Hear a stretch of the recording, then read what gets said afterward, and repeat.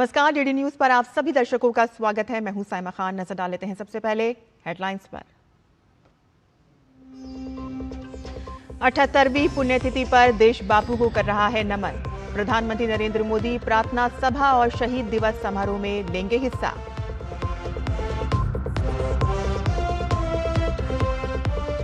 केंद्रीय गृह मंत्री अमित शाह असम के दौरे पर। राज्य विधानसभा के नए भवन की रखेंगे आधारशिला। पार्टी पद अधिकारियों के साथ करेंगे बैठक।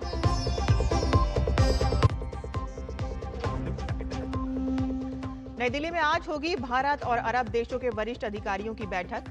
साझेदारी के विस्तार पर रहेगा जोर। भारत और यूएई कर रहे हैं सह अध्यक्षता।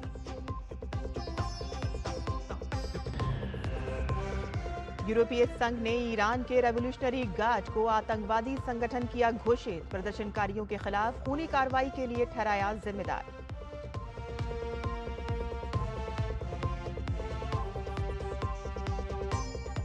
ऑस्ट्रेलियन ओपन के पुरुष एकल सेमीफाइनल मुकाबले आज। जोकोविच के सामने होगी सिनर की चुनौती, तो वहीं अल्कराज का मुकाबला अलेक्जेंडर ज़वेरेव से।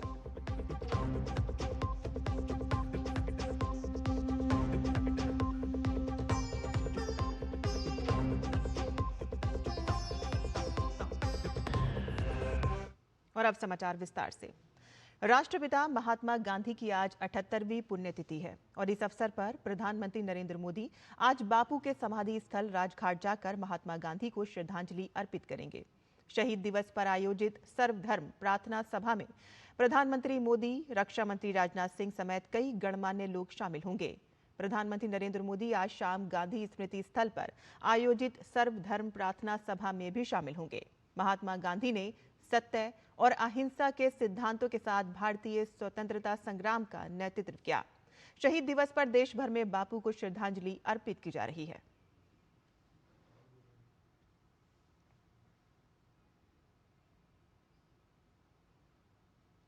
आज राष्ट्रपिता महात्मा गांधी की पुण्यतिथि पर हम महात्मा गांधी को याद कर रहे हैं। महात्मा गांधी ने न सिर्फ भारत को सदियों की गुलामी से आज़ादी दिलाई, बल्कि अपने विचार, सत्य, अहिंसा और शांति दूत के रूप में भारत ही नहीं पूरे विश्व को अलौकिक किया। बापू ने अपने असाधारण कार्यों और अहिंसावादी विचारों से पूरे विश्व की सोच बदल दी। गांधी जी आज भी विश्व के उन लाखों करोड़ों लोगों के लिए आशा की किरण हैं जो समानता, सम्मान, समावेश और सशक्तिकरण से भरपूर जीवन जीना चाहते हैं।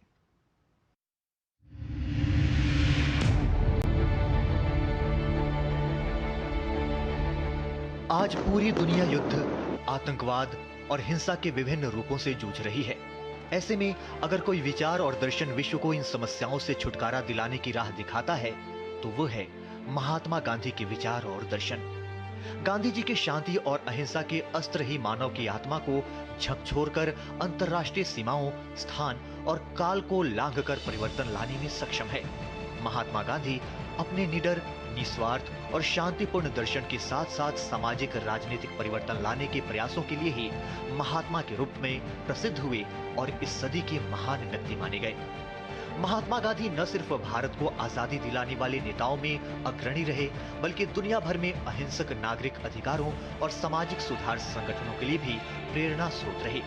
गांधी जी ने अपने विचारों और कर्म से मानव अधिकारों और स्वतंत्रता के लिए वैश्विक अभियानों को एक नई दिशा और गति प्रदान की। जब पूरी दुनिया में हिंसात्मक युद्ध छिड़ा हुआ था, तब गांधी ने अहिंसात्मक युद्ध का आह्वान किया। उन्होंने हिंसात्मक इतिहास को अहिंसा में बदल दिया। राजनीतिक संघर्ष हल करने के लिए जिस तरह से उन्होंने अहिंसात्मक प्रतिरोध यानी कि सत्याग्रह का उपयोग किया, उसका असर ये हुआ कि बाद की दुनिया में राजनीतिक संघर्षों के हल के लिए ये सर्वोत्तम माध्यम बन गया, जो अपनी विशेषताओं और नैतिक बाध्यताओं के चलते दुनिया भर में अलग अलग रूपों में अपनाया गया, खासकर संयुक्त राज्य अमेरिका और पूर्वी यूरोप जैसे देशों में। महात्मा गांधी ने सत्य और अहिंसा की वास्तविक शक्ति से पूरी दुनिया को न केवल परिचय कराया, बल्कि इसे जीने का एक मार्ग भी बताया। उन्होंने दुनिया के सामने ये सिद्ध किया कि एक सभ्य समाज के लिए संघर्ष के संकल्प की सबसे व्यवहारिक और शक्तिशाली तकनीक अहिंसा में निहित है। आज विश्व में शायद ही ऐसा कोई देश है जहां गांधीवादी विचारधारा पर आधारित कोई गतिविधियां न चल रही हो। गांधी ने पूरी दुनिया में एक वैश्विक अहिंसक जागृति और जागरूकता लाने में अग्रणी भूमिका निभाई। यही वजह है कि महात्मा गांधी का नाम जाति, धर्म और राष्ट्र राज्य की सीमाओं से परे है। गांधी को दुनिया के हर कोने में अहिंसा के उनके दृढ़ पालन और उनके सर्वोच्च मानवतावाद के लिए याद किया जाता है। 2 अक्टूबर 1869 को गुजरात के पोरबंदर में जन्मे मोहनदास करमचंद गांधी ने भारत के राष्ट्रीय आंदोलन को न सिर्फ एक नई दिशा दी, बल्कि आजादी के लिए जनता के दिलों में ललक जगाई। साथ ही अपने कुशल नेतृत्व में सत्याग्रह और अहिंसा की रणनीति से अंग्रेजों को भ्रमित, क्रुद्ध और विभाजित कर उन्हें देश छोड़ने पर मजबूर कर दिया। गांधी दूसरों से इसलिए अलग हैं क्योंकि वे सिद्धांत और व्यवहार में अंतर नहीं करते। सत्य और अहिंसा ऐसे मूल्य थे जिनका साथ उन्होंने कभी नहीं छोड़ा। आज दुनिया भर में फैले खून खराबों को रोकने और मानवता की मुक्ति के लिए गांधीवाद ही एकमात्र रास्ता है जो उन्हें नई दिशा दिखाता है। और यही कारण है कि महात्मा गांधी के विचारों की प्रासंगिकता समाज और व्यवस्था के बीच गहराते संकट के बीच बढ़ती ही जा रही है। Bureau report, DD news.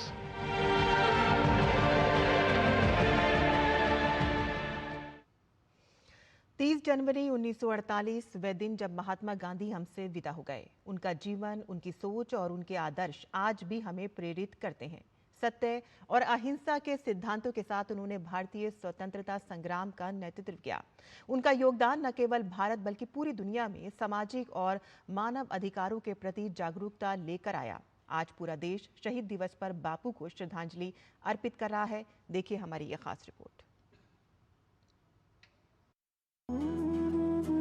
सत्य, अहिंसा, त्याग, तपस्या और मानवता के अनुपम प्रतिमूर्ति महात्मा गांधी भारत की अमूल्य धरोहर हैं।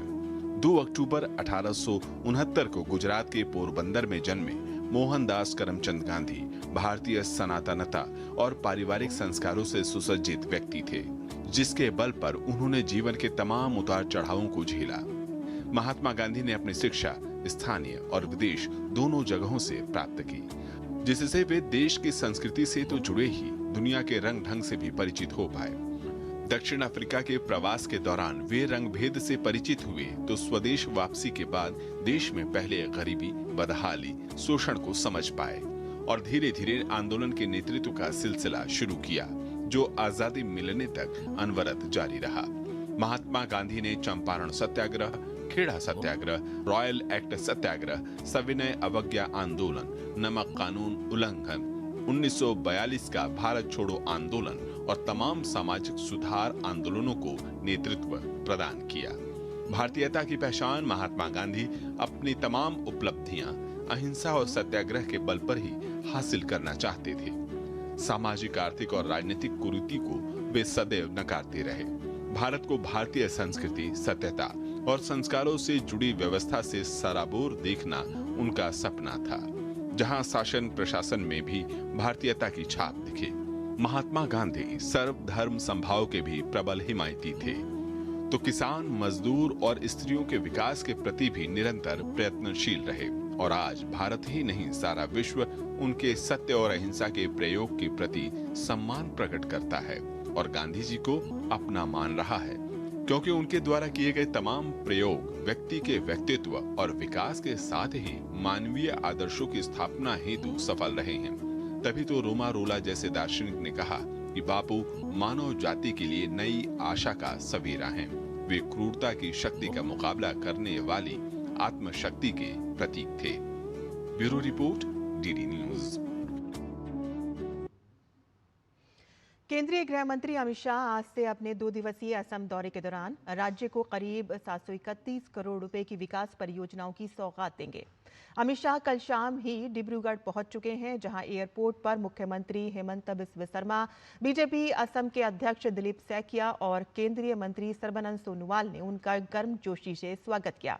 आज उनके कार्यक्रमों की शुरुआत डिब्रूगढ़ से होगी, जहां वे असम विधानसभा की नई बिल्डिंग का शिलान्यास और कानिकर स्टेडियम का उद्घाटन करेंगे और इसके बाद वे धेमाजी जाएंगे और वहां के पारंपरिक मिसिंग सांस्कृतिक उत्सव में हिस्सा लेंगे, जिसके बाद शाह गुवाहाटी में बीजेपी कार्यकर्ताओं के साथ मीटिंग कर संगठन की मजबूती पर चर्चा करेंगे।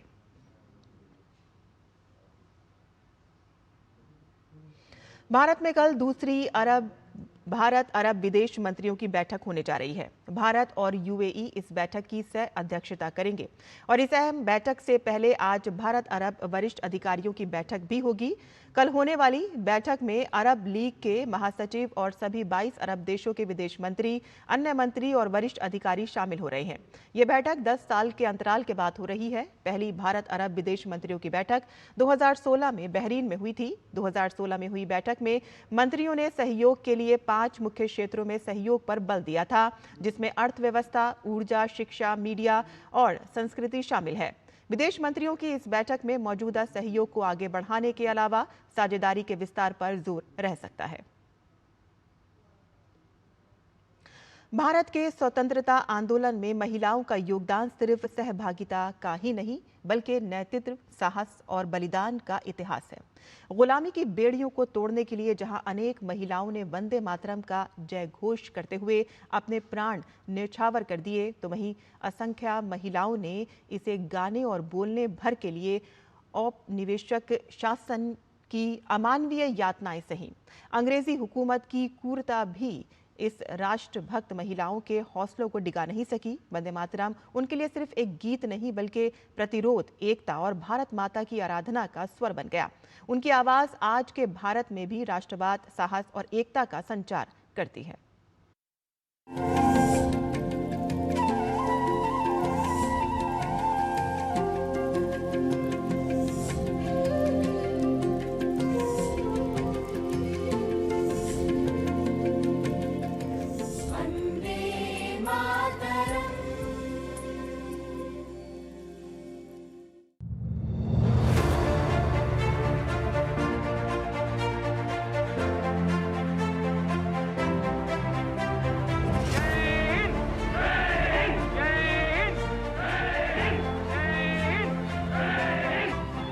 भारत के स्वतंत्रता संग्राम में महिलाओं का बहुमूल्य योगदान रहा है। देश को गुलामी की बेड़ियों से मुक्त कराने के लिए जहां सैकड़ों महिलाओं ने वंदे मातरम का जय घोष करते हुए अपने प्राणों की आहुति दे दी, वहीं असंख्य महिलाओं ने सिर्फ वंदे मातरम गाने पर औपनिवेशिक शासन की निर्मम बर्बरता को भी झेला। लेकिन अंग्रेजों की तमाम क्रूरता भी इन वीर साहसी राष्ट्रभक्त महिलाओं के हौसलों को डिगा न सकी और स्वाधीनता आंदोलन के दौरान ब्रिटिश शासन को उखाड़ फेंकने के लिए उन्होंने वंदे मातरम के जय घोष को देश के कोने कोने में पहुंचा दिया। स्वाधीनता संग्राम के दौरान सरोजनी नायडू, अरुणा असफ अली, मैडम भीकाजी कामा, मातंगिनी हाजरा, सरला देवी, उषा मेहता, सरोजनी घोष और कनकलता बरुआ जैसी महिलाओं ने वंदे मातरम को सिर्फ एक गीत के रूप में नहीं, बल्कि राष्ट्रवाद, एकजुटता और भारत माता के प्रतीक के रूप में अपनाया। इन वीर राष्ट्रभक्त महिलाओं ने वंदे मातरम की अपनी मातृभूमि के प्रति प्रेम और ब्रिटिश शासन के विरोध का शक्तिशाली प्रतीक बनाकर आंदोलन का हिस्सा बनाया। इसे गाते हुए जुलूस निकाले, विरोध प्रदर्शन में भाग लिया, गुप्त साहित्य बांटा, यहाँ तक कि वंदे मातरम पर प्रतिबंध के खिलाफ चूड़ियां उतारने और इसे बोलने पर कोड़े खाने जैसी कठोर सजाओं का सामना किया, जिससे ये वंदे मातरम गीत राष्ट्रीय भावना का पर्याय बन गया और घर घर तक पहुंचा। इन साहसी महिलाओं ने वंदे मातरम को ब्रिटिश राज को चुनौती देने वाले गीत के रूप में इस्तेमाल किया। भारत कोकिला सरोजनी नायडू ने अपनी कविताओं, ओजस्वी भाषणों, साहित्य में वंदे मातरम को शामिल कर इसके जरिए राष्ट्रवाद और राष्ट्रभक्ति की भावना को जगाया। सरोजनी नायडू ने अपनी कविता to India, the Coromandel fishers और इंडियन वीवर्स जैसी कविताओं में भारत की संस्कृति, मातृभूमि से प्रेम और अंग्रेजों के खिलाफ संघर्ष को दर्शाया, जिसमें वंदे मातरम सिर्फ एक नारा नहीं बल्कि जन जागरण का शक्तिशाली प्रतीक बन गया। वहीं उषा मेहता के साथ मिलकर अरुणा असफ अली ने गुप्त रेडियो चलाया, जहां वंदे मातरम जैसे राष्ट्रभक्ति गीत प्रसारित किए जाते थे। वंदे मातरम को स्वतंत्रता की गूंज बनाने में वीरांगना मातंगिनी हाजरा का बेहद महत्वपूर्ण योगदान है। क्रांतिकारी मातंगिनी हाजरा 73 वर्ष की आयु में स्वतंत्रता आंदोलन के दौरान गोली चलने के बावजूद भारतीय ध्वज हाथ में थामे वंदे मातरम का लगातार जाप करती रहीं और अपने प्राणों की आहुति दे दी। वहीं बंगाल की महिला क्रांतिकारियों ने अत्याचार और यातनाओं के सामने अदम्य साहस दिखाया। प्रीतिलता वाडेदार ने जहां वंदे मातरम का उच्चारण करते हुए अपना बलिदान दे दिया, वहीं शांति घोष और सुनीति चौधरी ने वंदे मातरम बोलते हुए फांसी को गले लगाया। यही नहीं, बीना दास, ननी बाला देवी और दुकारी देवी ने कठोर दमन यातनाएं और कारावास के बावजूद वंदे मातरम कहना नहीं छोड़ा। स्वदेशी आंदोलन के दौरान 12 साल की वीरांगना सरोजनी घोष ने वंदे मातरम को लेकर जो प्रण किया, वो अपने आप में एक मिसाल बन गया। जब ब्रिटिश सरकार ने वंदे मातरम बोलने पर प्रतिबंध लगा दिया, तब सरोजिनी घोष ने प्रण लिया कि जब तक वंदे मातरम से प्रतिबंध नहीं हटेगा तब तक मैं चूड़ियां नहीं पहनूंगी।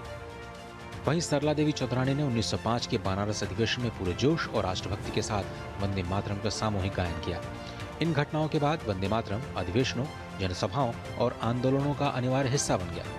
मैडम भिकाजी कामा ने 1909 में वंदे मातरम नाम की एक राष्ट्रवादी पत्रिका का प्रकाशन किया, जो ब्रिटिश सरकार द्वारा वंदे मातरम पर प्रतिबंध लगाने के जवाब में शुरू की गई थी। इसका उद्देश्य स्वतंत्रता आंदोलन को बढ़ावा देना था। स्वाधीनता संग्राम के दौरान इन वीर साहसी महिलाओं ने वंदे मातरम को अपनी आवाज बनाकर व्यक्तिगत बलिदानों और सामूहिक सक्रियता से इसे स्वतंत्रता आंदोलन की धड़कन बना दिया। और आज भी महिलाएं अपने ओजस्वी वंदे मातरम के माध्यम से राष्ट्र और प्रत्येक राष्ट्रवादी को प्रेरित करती हैं।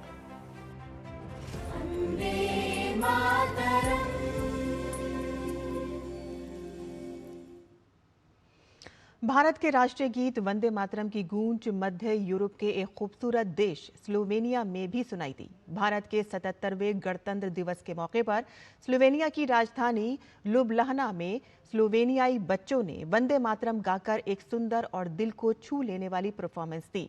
स्लोवेनिया में मौजूद भारतीय दूतावास के आधिकारिक अकाउंट ने इस वीडियो को साझा किया है और साथ ही लिखा है कि भारत का राष्ट्रीय गीत एक अनमोल बौद्धिक और सांस्कृतिक विरासत, जिसके 150 साल पूरे होने का अहम जश्न मना रहे हैं, मानवता को प्रेरित करता रहेगा।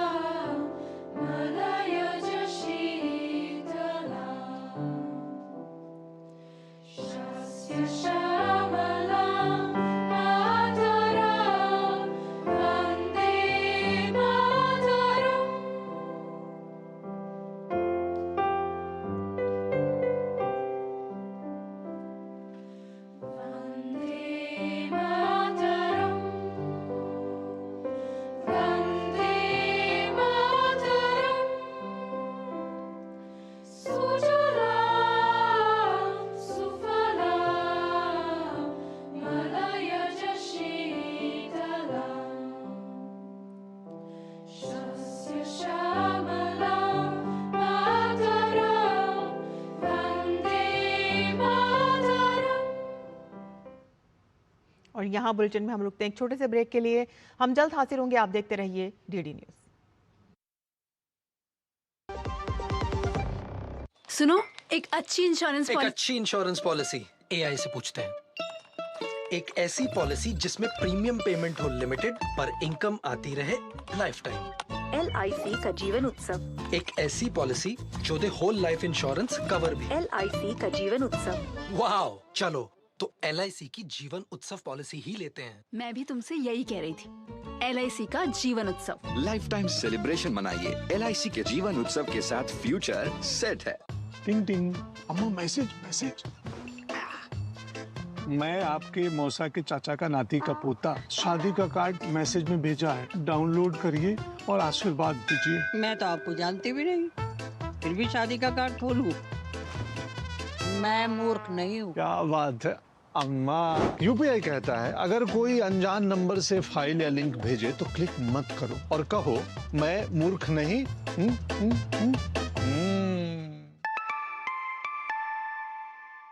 जाइए आप भी किसी का टेस्ट लीजिए।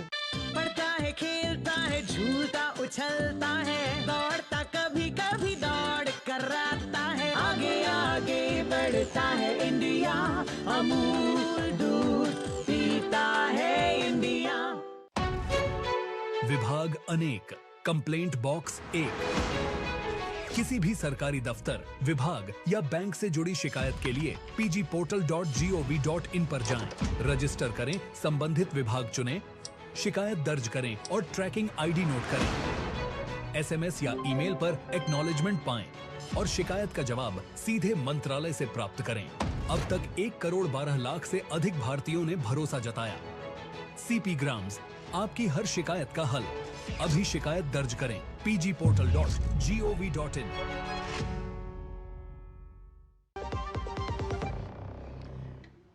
ब्रेक के बाद आपका फिर से स्वागत है। प्रधानमंत्री नरेंद्र मोदी ने सत्ता में आने के बाद लंबित परियोजनाओं के काम में तेजी लाने और उन्हें जल्द से जल्द पूरा करने के लिए प्रगति नाम से एक पहल की शुरुआत की और इसका मकसद था प्रोजेक्ट में देरी की वजहों का पता लगाकर उनका समाधान निकालना। और इस पहल की 50 बैठकें हो चुकी हैं और 85 लाख करोड़ की 3,300 से ज्यादा परियोजनाओं को जल्द पूरा किया गया है। प्रगति की ये पहल कैसे कमाल कर रही है, इसी पर हम एक सीरीज चला रहे हैं जिसका नाम है प्रगति एट 50, विकास को गति।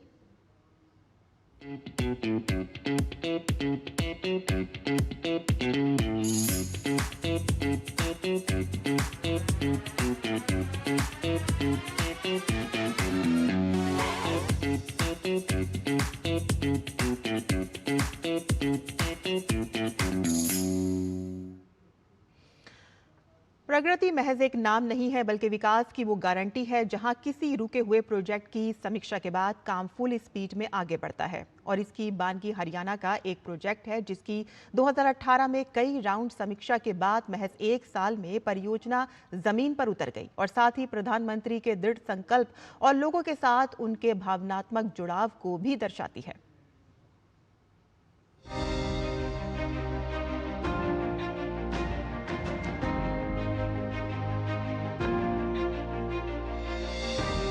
प्रधानमंत्री नरेंद्र मोदी की अगुवाई में प्रगति की वजह से न सिर्फ सालों से अटकी परियोजनाएं धुआंधार तरीके से ग्राउंड पर उतर रही हैं, बल्कि विकास के लिए खींची गई लकीर अब लगातार लंबी होती जा रही है।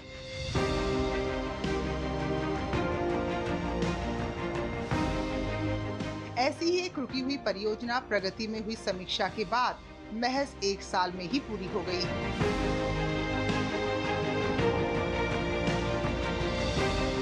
ये प्रोजेक्ट राजधानी दिल्ली से सटे हरियाणा में NH 65 अंबाला कैंथल खंड का 4 लेन निर्माण से जुड़ा हुआ है।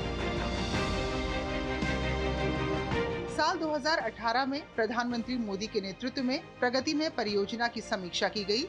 जिस वक्त ये प्रोजेक्ट समीक्षा के लिए राउंड टेबल पर आया तो उस वक्त तक इस परियोजना पर महज 53% ही काम हो पाया था।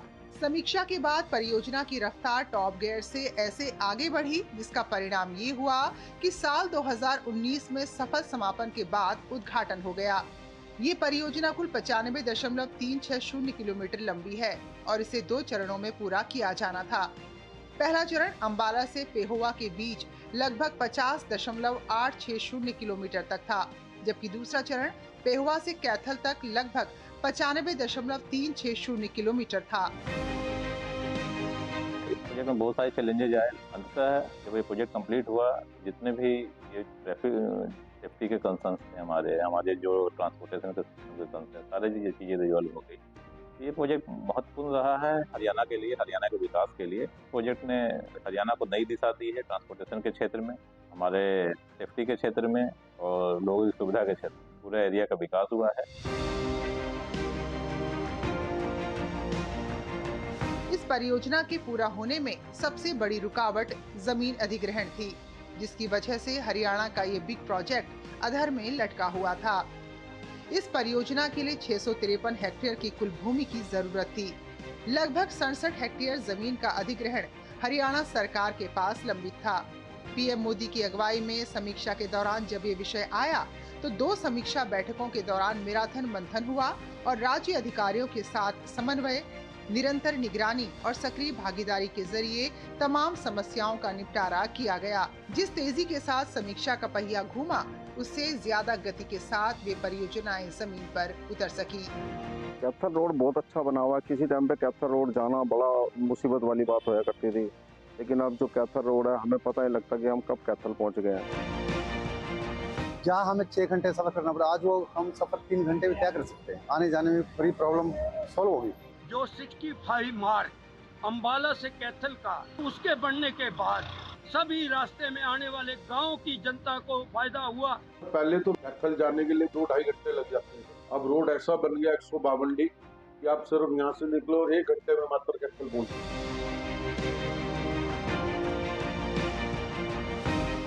NH-65 के अंबाला कैथल खंड को 4 लेन का बनाने से पूरे क्षेत्र में यात्रा दक्षता, सड़क सुरक्षा और माल ढुलाई में बेहतरीन सुधार हुआ।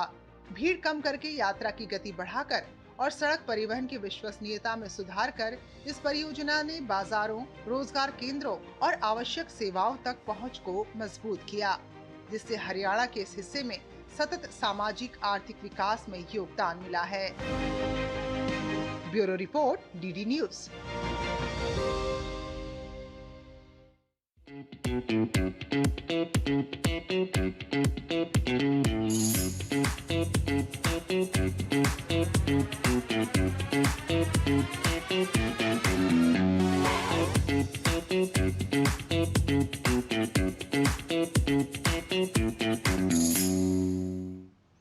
और इसी के साथ ही हमारा ये बुलेटिन यहीं ख़त्म होता है और आगे आप देख सकते हैं हमारा मॉर्निंग शो नया सवेरा। मुझे अनुमति दें। नमस्कार।